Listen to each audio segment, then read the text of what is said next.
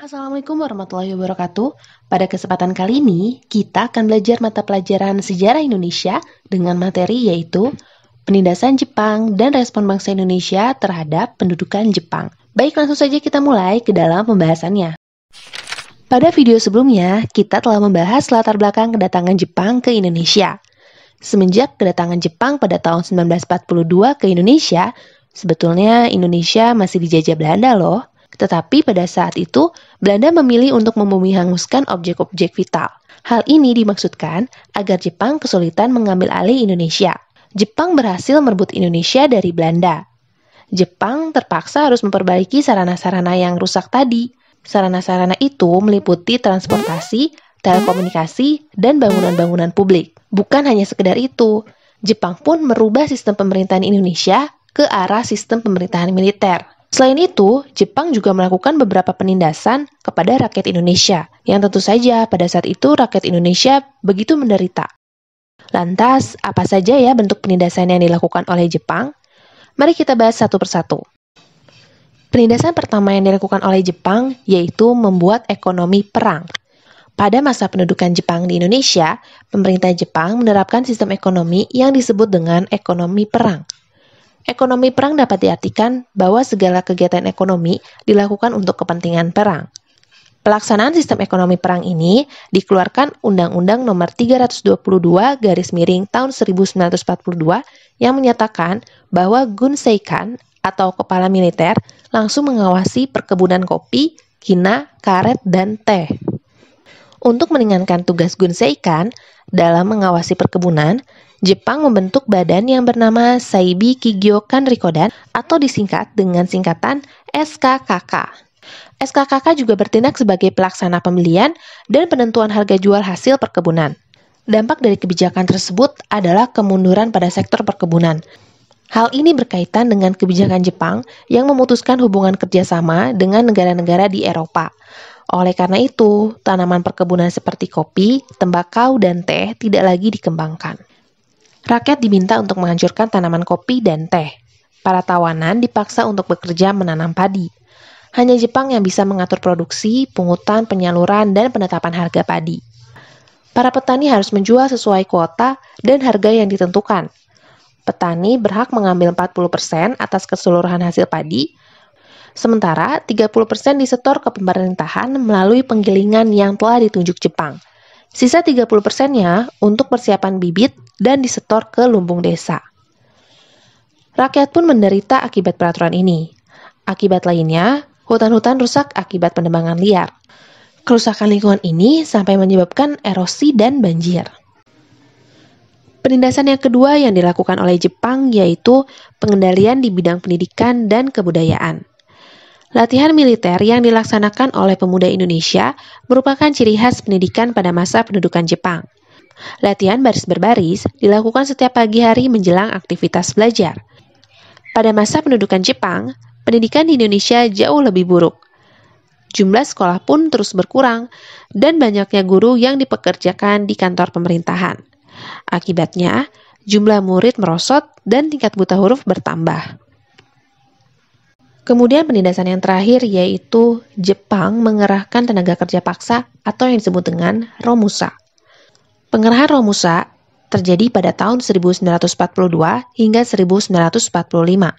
Romusa ini sama dengan kerja rodi. Sama-sama membuat rakyat menjadi sengsara dan banyaknya jatuh korban jiwa.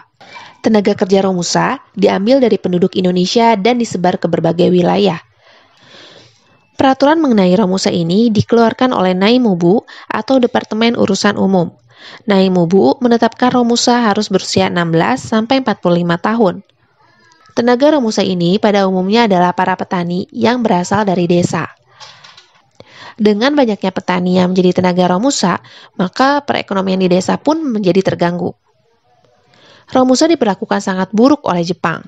Untuk menghapus ketakutan penduduk, sejak 1943, Jepang melancarkan kampanyenya. Dalam kampanye tersebut, Jepang memberikan julukan bagi para tenaga Romusa yaitu prajurit ekonomi atau pahlawan pekerja. Julukan tersebut menggambarkan Romusa sebagai orang-orang yang sedang menunaikan tugas suci memenangi Perang Asia Timur Raya.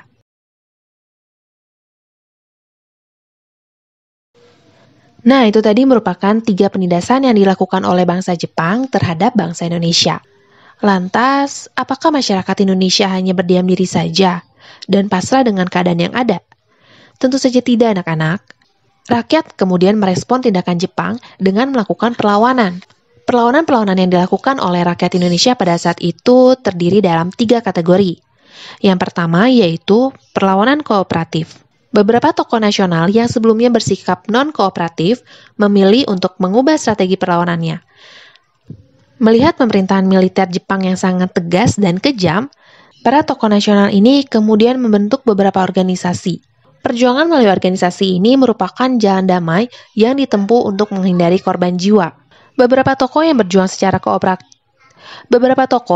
secara kooperatif yaitu Insinyur Soekarno, Dr. Andes Muhammad Hatta, Kiai Haji Mas Mansur, dan Ki Hajar Dewantara yang bergabung dalam organisasi yaitu Putra. Perlawanan yang kedua yaitu perlawanan bawah tanah. Perlawanan bawah tanah atau gerakan bawah tanah merupakan gerakan perlawanan non-kooperatif yang dilakukan secara diam-diam. Bentuk perlawanan ini banyak dilakukan oleh kelompok pemuda yang menginginkan kemerdekaan tanpa kerjasama dengan Jepang. Kemudian, selain perjuangan kooperatif dan rahasia, rakyat Indonesia juga melakukan perlawanan secara terang-terangan dan bersenjata. Perjuangan fisik ini banyak terjadi di daerah dan dipimpin oleh tokoh masyarakat setempat. Beberapa perlawanan tersebut yaitu perlawanan pada rakyat Aceh. Aceh menjadi salah satu wilayah yang dikuasai Jepang. Masyarakat Aceh diperlakukan dengan sewenang-wenang dan mengalami penderitaan yang cukup lama karena banyak rakyat Aceh yang dikerahkan untuk menjadi tenaga kerja Romusa. Kemudian, adanya kebudayaan sekre yang tidak sesuai dengan kebudayaan Islam, sampai akhirnya pada tanggal 10 November 1942 terjadi perlawanan yang dilakukan oleh rakyat Aceh terhadap pemerintahan Jepang. Perlawanan ini dilakukan oleh Tengku Abdul Jalil. Pada akhirnya pada tahun 1944, untuk menghadapi perlawanan tersebut, pemerintah Jepang mengancam akan membunuh para keluarga pejuang jika tidak bersedia menyerahkan diri. Akibat ancaman tersebut, sebagian pasukan pejuang menyerahkan diri kepada pasukan Jepang. Perlawanan berikutnya yaitu perlawanan rakyat Singaparna yang berada di Tasikmalaya. Budaya sekre yang diterapkan pemerintah Jepang juga mendapatkan tantangan dari rakyat Jawa Barat. Salah satunya adalah rakyat Singaparna. Di wilayah ini, perlawanan dipimpin oleh Kiai Haji Zainal Mustafa. Menurutnya, bahwa sekre dianggap bertentangan dengan ajaran Islam.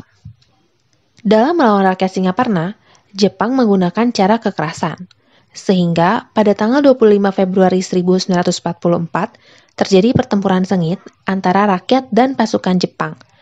Meskipun berbagai upaya perlawanan telah dilakukan, Kiai Haji Zainal Mustafa pun berhasil ditangkap dan dibawa ke Tasikmalaya. Kemudian dibawa ke Jakarta untuk menerima hukuman mati. Perlawanan yang berikutnya yaitu perlawanan rakyat Indramayu. Perlawanan rakyat Indramayu terhadap Jepang dilatar belakangi oleh penolakan terhadap kewajibannya dalam menyetorkan sebagian hasil padi dan pelaksanaan Romusa. Untuk menghadapi rakyat Indramayu, pasukan Jepang sengaja bertindak kejam terhadap rakyat di kedua wilayah, yaitu di Loh Bener dan Sindang. Tindakan kejam Jepang bertujuan agar daerah lain tidak ikut melaksanakan perlawanan. Dan yang terakhir yaitu perlawanan peta di Blitar. Perlawanan di kalangan militer peta terjadi karena pemerasan ekonomi, rendahnya status perwira peta, dan pengerahan Romusa. Para tentara peta meyakini bahwa keberadaan Jepang hanya semakin menyengsarakan mereka. Oleh karena itu, terjadi perlawanan terhadap Jepang oleh tentara peta di Blitar, yang dikenal dengan nama Pemberontakan Tentara Peta Blitar. Pemberontakan yang dipimpin oleh Sodanko Supriyadi terjadi pada tanggal 14 Februari 1945. Dalam menghadapi perlawanan Supriyadi, Jepang menggunakan strategi tipu muslihat, di mana pada saat itu, komandan pasukan Jepang, yaitu Kolonel Katagiri, berpura-pura menyerah kepada pasukan Supriyadi, sampai akhirnya pasukan Jepang mengepung pasukan peta dan melucuti senjatanya. Mereka kemudian ditawan dan diangkat ke markas Blitar, untuk selanjutnya dibawa ke Mahkamah Militer Jepang di Jakarta. Para tokoh dan rakyat Indonesia terdahulu berusaha sekuat tenaga untuk melawan penindasan yang dilakukan Jepang. Kerjasama dan sikap positif lainnya yang dicontohkan para tokoh bangsa Indonesia dapat kita jadikan sebagai pelajaran dalam kehidupan kita pada masa kini. Mungkin cukup sekian yang bisa Ibu sampaikan.